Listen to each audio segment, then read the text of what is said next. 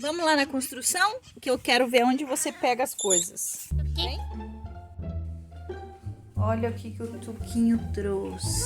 Olha o tamanho. É assim que põe os canos, né? Uhum. Vem? Vamos lá. Ó, já trouxe uma pecinha aqui, ó.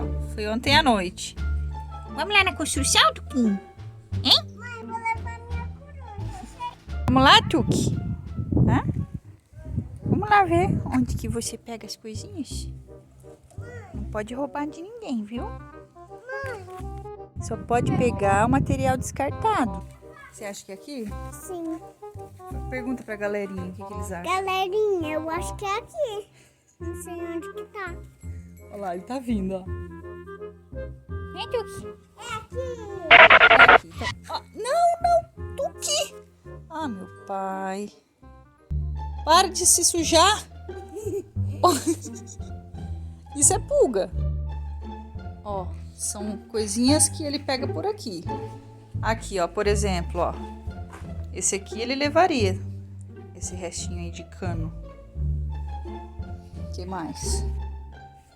E aí, Tucão? Ó, esse aqui é bom, Tuque? Esse aqui, Tuque?